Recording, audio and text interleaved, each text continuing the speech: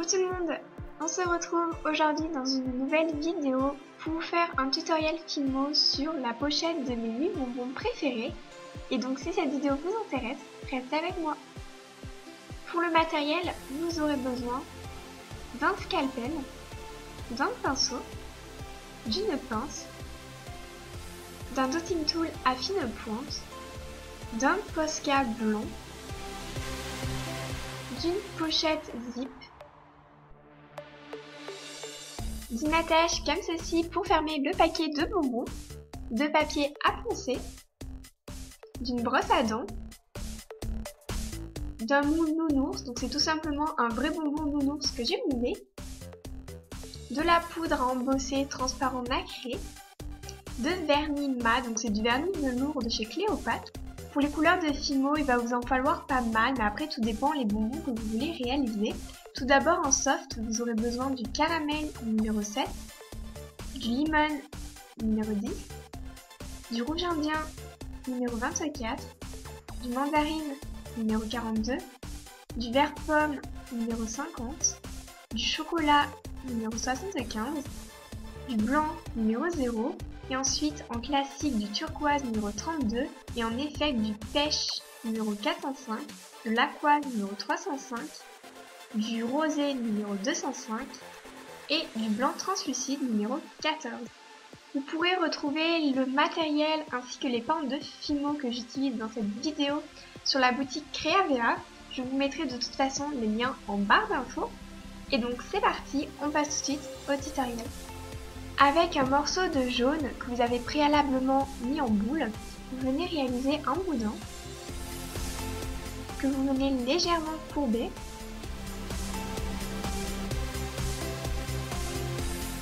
Et vous pincez la partie du dessous, donc la partie qui est le plus courbée, avec vos deux doigts.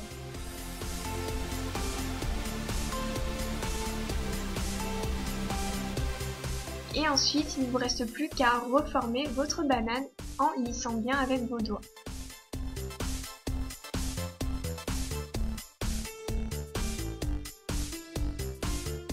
Vous prenez maintenant du rouge, vous formez une boule que vous mettez sur un de vos doigts. Et ensuite, on va maintenant former un dôme. Donc pourquoi la mettre sur un doigt? C'est tout simplement pour former un creux en dessous, comme une vraie fraise tagada. Pour réaliser les M&M, c'est très simple. Vous prenez une couleur, vous formez une boule et vous la roulez dans tous les sens.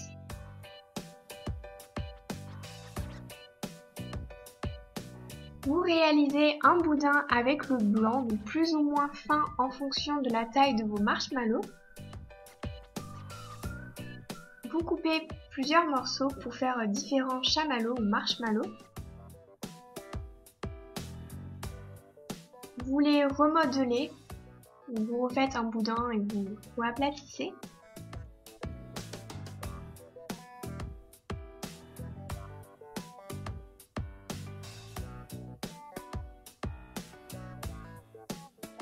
Et vous les texturez avec votre brosse à dents et le papier à poncer.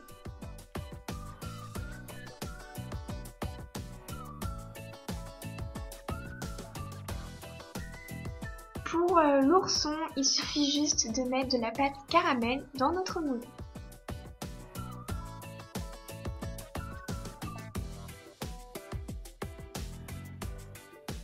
On vient maintenant mélanger du rouge avec du translucide. On en forme un boudin assez fin et on coupe différents morceaux de même taille environ que l'on vient assembler côte à côte.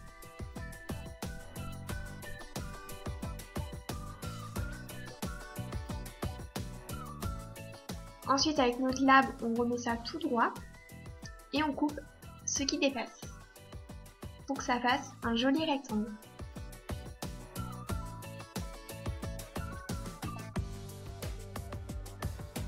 On mélange du jaune, du rouge, du pêche et du vert chacun avec du translucide. On en forme des boudins que l'on vient aplatir.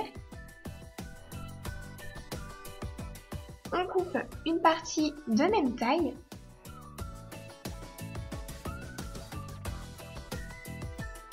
On les reforme pour que ça soit exactement pareil.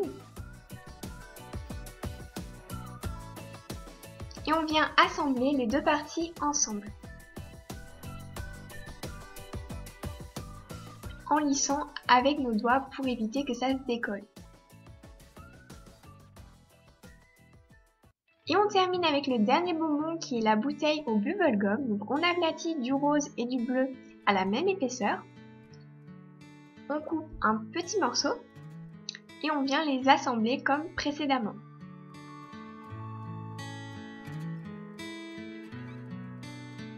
On va maintenant réaliser la forme de la bouteille avec notre dotting tool. Vous pouvez très bien mouler une vraie bouteille pour faciliter la tâche.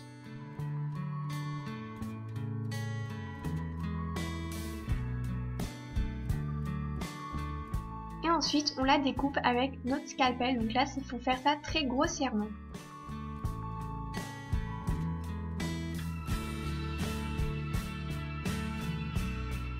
Puis avec nos doigts, il suffit juste de lisser afin que notre bouteille ressemble à quelque chose.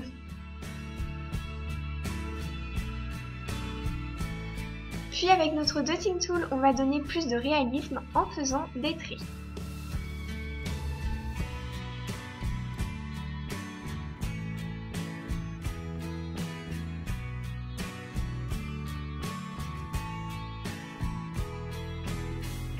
Et on met le tout au four pendant 25 minutes à 110 degrés.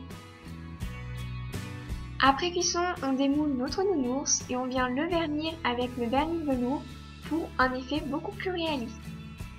Sur chaque M&M's, on va venir réaliser le M avec le Posca.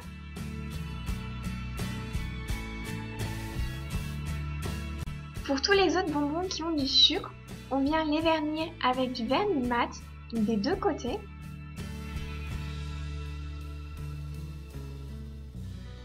Et on les plonge dans la poudre embossée. On les recouvre bien.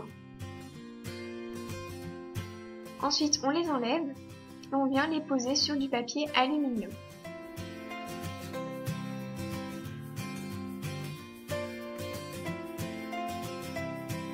On coupe le zip de la pochette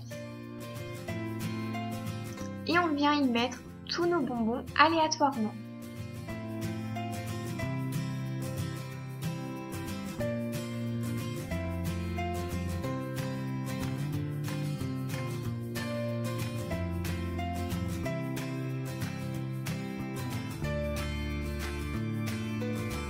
Puis on vient la fermer.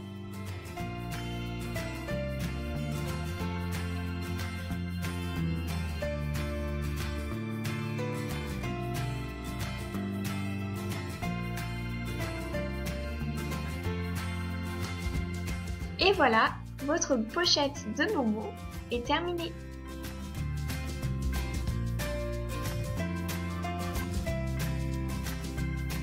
J'espère que ce tutoriel vous aura plu.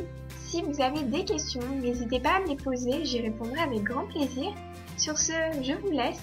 Je vous fais à tous d'énormes bisous et on se retrouve très vite dans une prochaine vidéo. Ciao!